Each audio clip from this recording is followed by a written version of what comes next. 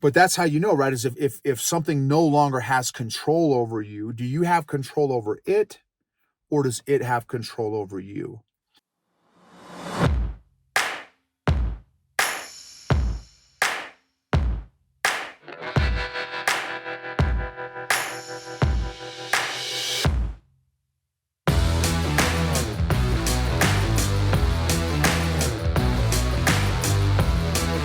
EQ gangsters, what's up? Okay, so something else that we talked about.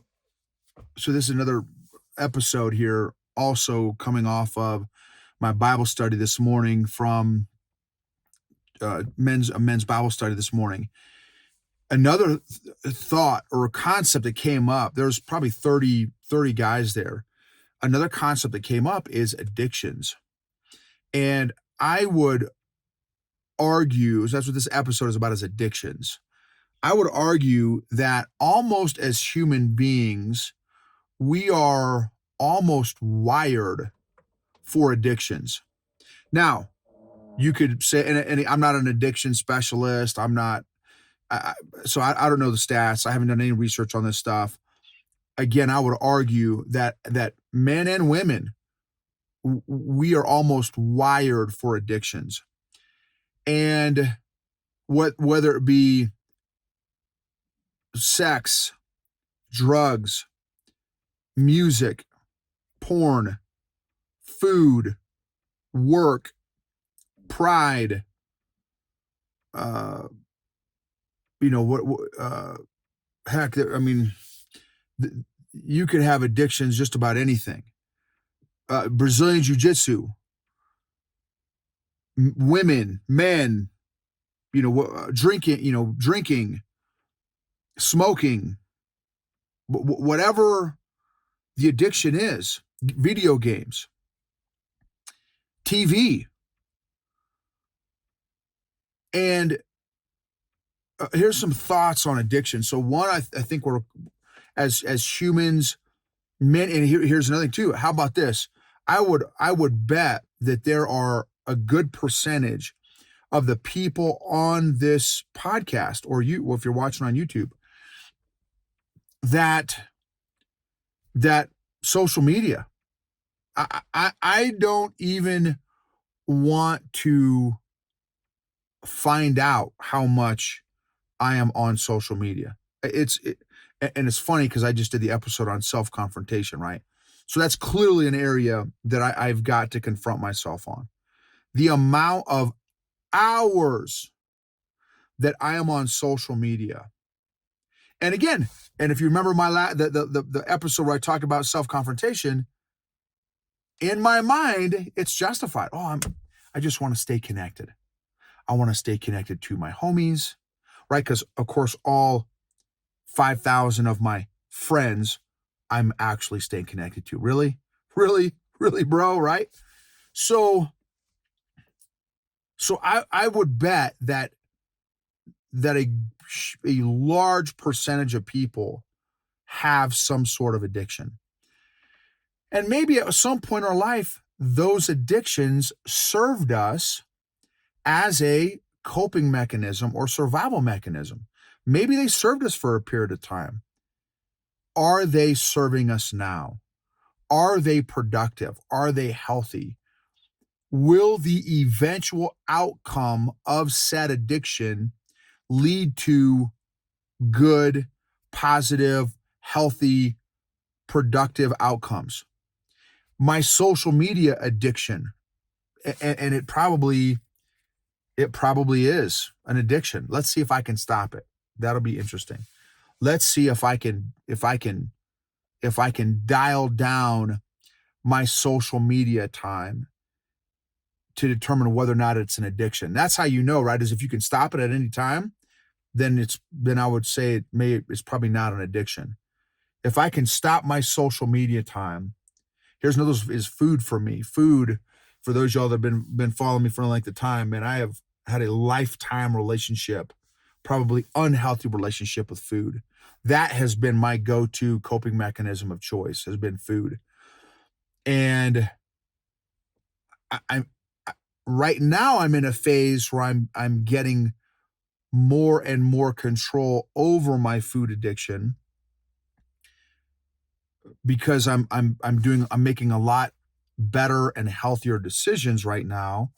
And I say right now, literally for the last, well, I could argue maybe the last month or two. I've had ups and downs within the last year or two actually with my food addiction. And so, but that's how you know, right? Is if something no longer has control over you, do you have control over it or does it have control over you? Some things to chew on or think about with addiction, I'm going to jump into, but I want to give a big shout out to our sponsor, Classical Conversations. If you want skinny on an awesome homeschool program that we have been using ourselves for the past 10, 11 years, go to classicalconversations.com/Gibbons, Gibbens, classicalconversations.com/Gibbons. Our daughter, we are so grateful for the community and the support and the framework that this model has provided for our family. Is it a perfect organization? No. Any organization out there is not perfect. This one is one of those that's not perfect also. The leaders that I have met have been amazing. Are there some exceptions? Of course. The communities that we have been a part of have been absolutely amazing, which we're so thankful for. Have there been some challenges here and there? Of course.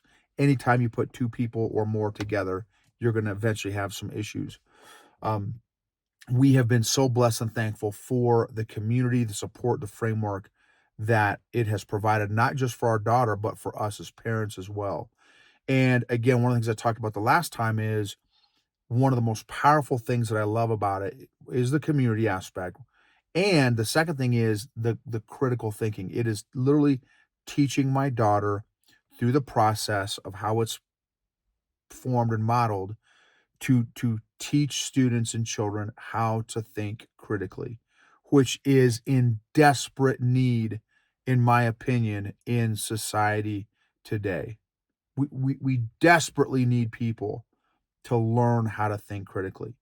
Check out, again, classicalconversations.com/Gibbons. Some things to think about about addiction, the concept of addiction. What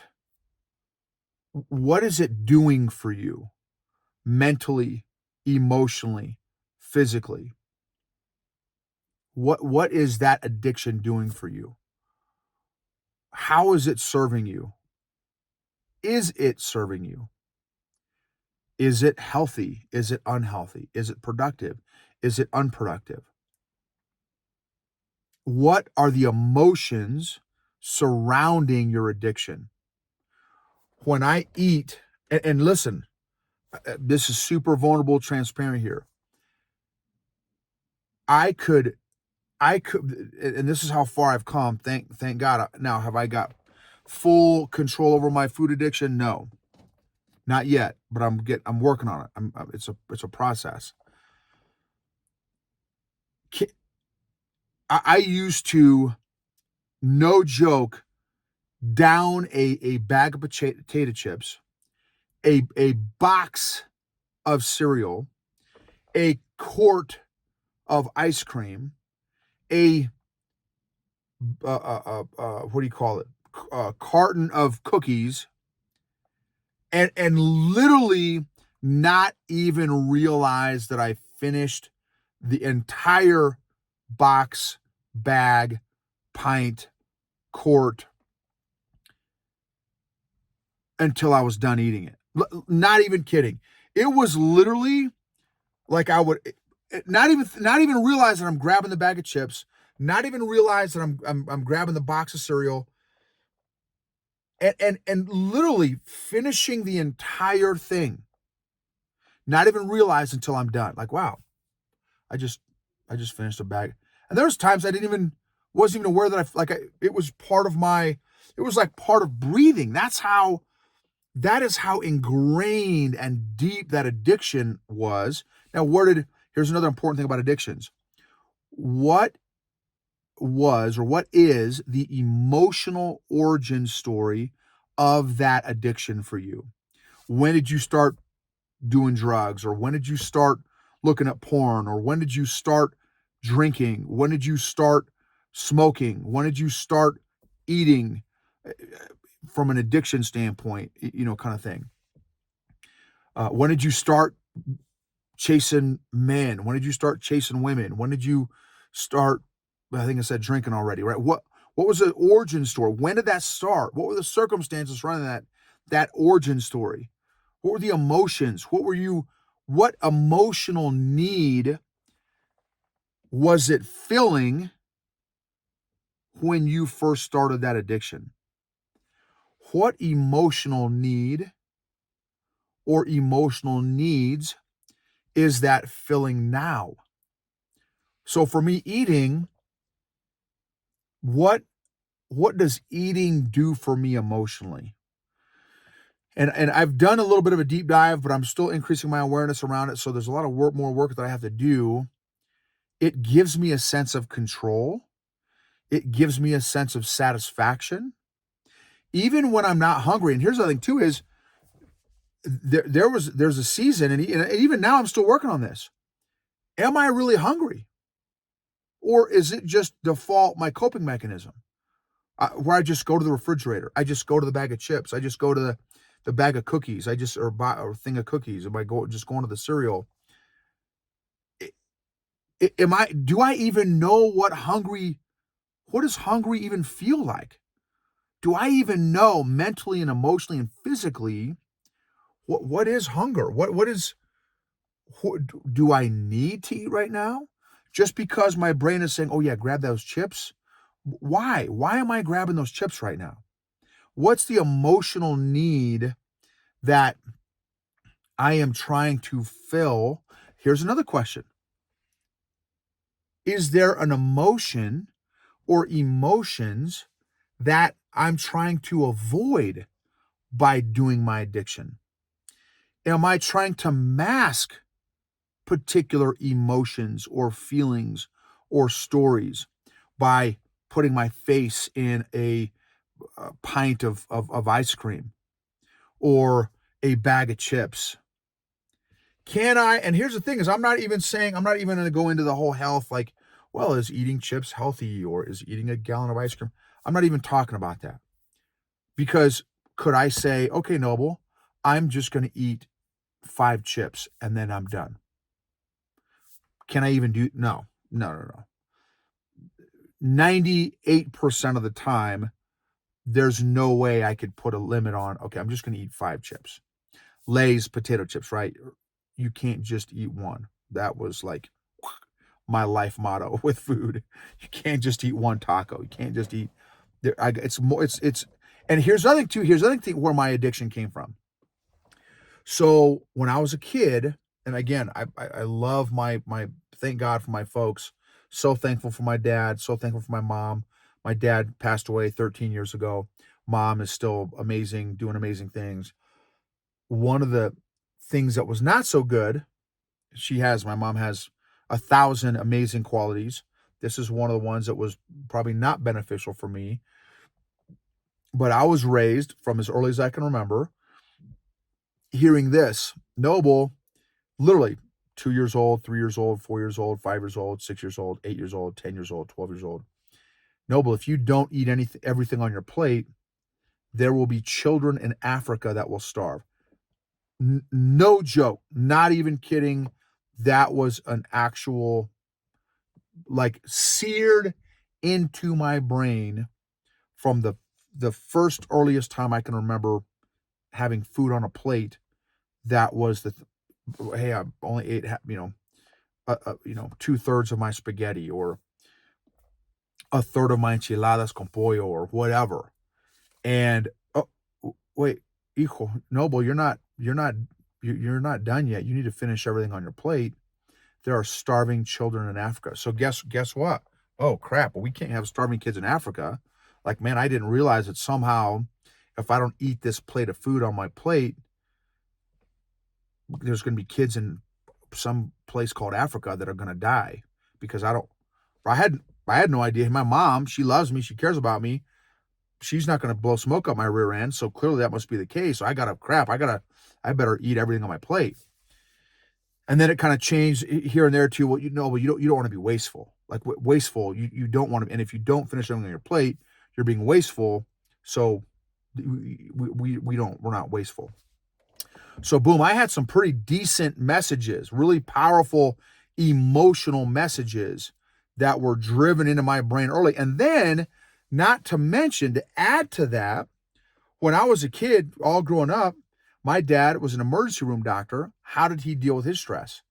He ate constantly. He would come home, he would do two things. He would do projects in the garage or in the garden or around the house, and he would eat.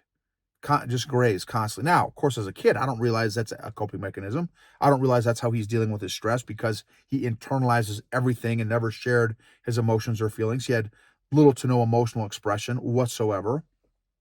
Again, so thankful for my pops. Again, that was an area that was not the greatest. And so I didn't realize for him, eating was his coping mechanism. That was how he dealt with stress. That was his survival mechanism. Again, didn't realize that I picked that up also, in addition to those messages I got from my mom with eating growing up. So, man, it wasn't an option. If it was a food on my plate, I was eating everything. And so anyway, what's the emotional origin story of your addictions, of your social media time, what's the emotional reason that you are on social media so much?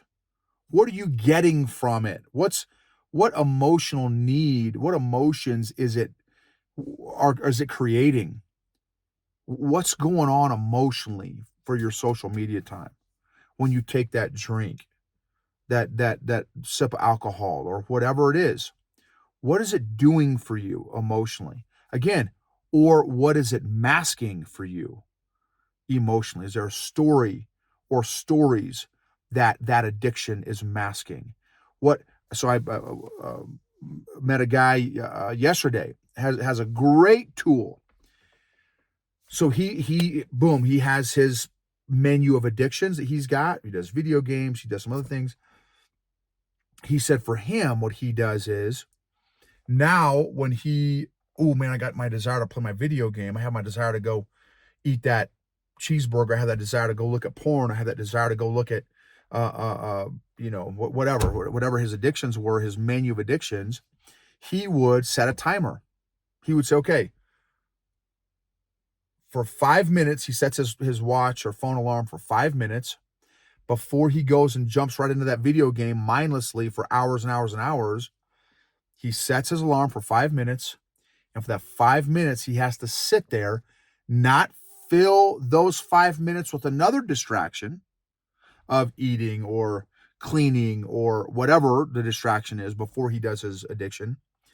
For 5 minutes, he has to sit there and think and feel what is going on, that he has this desire to go and follow through with that addiction of video games or drinking or smoking or whatever. So I thought, man, that's powerful.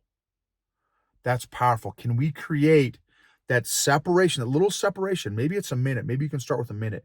Maybe it's 2 minutes. Maybe it's 5 minutes. Can you just start with, again, whatever time, and just create some buffer between the thought, oh, I need, and I'm doing air quotes for my people that are listening on the podcast. So if you're watching on YouTube, you know what I'm talking about. I need, quote unquote, need to do my video game, to do my addiction, to go eat. For me, I need to go eat. Set my alarm real quick, a minute on my watch, on my phone, 5 minutes, 2 minutes, whatever. And let me ask myself some questions about my addiction. Why do I want to go eat? Why do I want to go look in the refrigerator right now? Am I really hungry? What is the feeling of hunger? Can I choose differently than how I feel? Can I choose differently than how I feel? Let me set another alarm for 30 minutes. I can go eat in 30 minutes. And when I eat, it's going to be something, a healthy choice versus an unhealthy choice, or whatever, right? Just create some separation, create some processing time, some thinking time, some feeling time, some prayer time, maybe some Bible study time in there. That for me, let me think this through here. Let me try to create some separation between that initial thought and my action or behavior. Here's another thing too I was thinking about this morning too. Can I create, is there such a thing as a healthy addiction? Is Brazilian Jiu-Jitsu a healthy addiction? Hiking out in the woods in nature, can that be a healthy addiction? Eating healthy, can that be a healthy addiction? Reading great books, reading the Bible and reading great books, can that be a healthy addiction?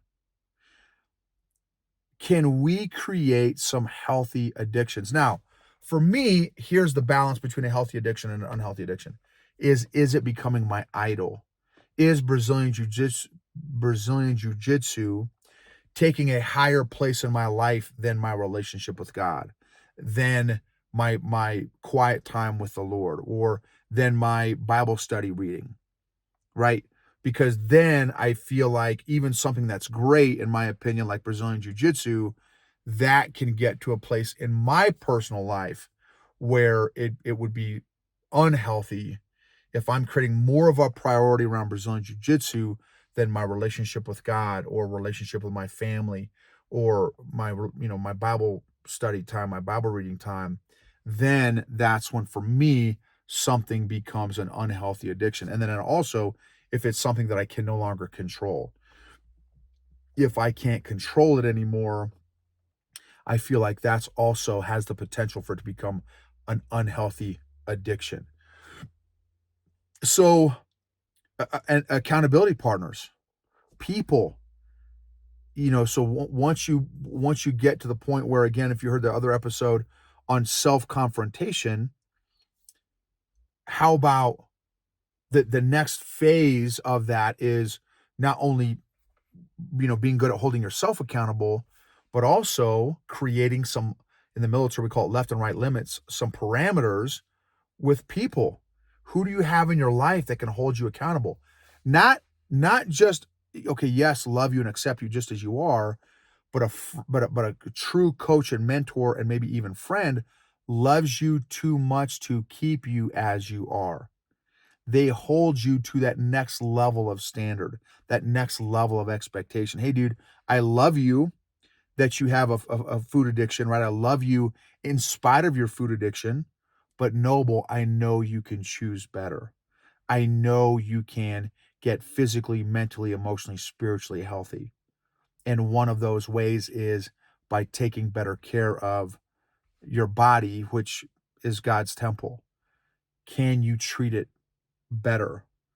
Right. And so that's something that you want. So accountability. Who can you get in your life that loves you and accepts you as you are, and also knows that you can do and be better? So lots of thoughts to chew on regarding addiction. What are some Bible verses that talk about addiction that can help overcome particular addictions?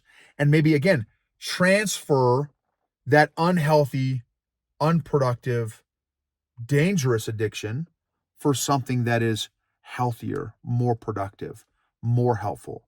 Writing a book, maybe that could become an addiction. Who could you help with, with you writing a book? If you write a book, uh, again, getting healthier physically, getting healthier emotionally, spiritually, So anyway, lots to chew on. I'd love to hear your thoughts on addiction. And again, maybe, yeah, anyway, I could keep going, but just what are your thoughts on addictions? I haven't studied per se addictions. I don't have a degree in this stuff. But those are some of my thoughts coming out of this Bible study this morning, talking about addiction, how so many of us are addicted to different things. And is your addiction better than my addiction? Or anyway, are all addictions created equal? So many different things to chew on.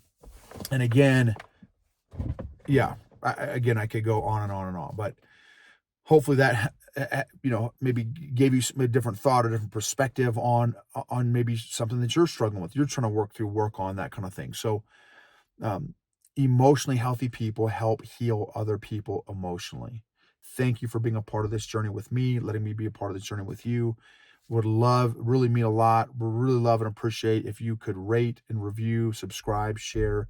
If there's a particular episode that really encouraged you or helped you, it would mean a lot if you would take 15, 20 seconds to rate and review. Um, and excited for you to check out the next episode.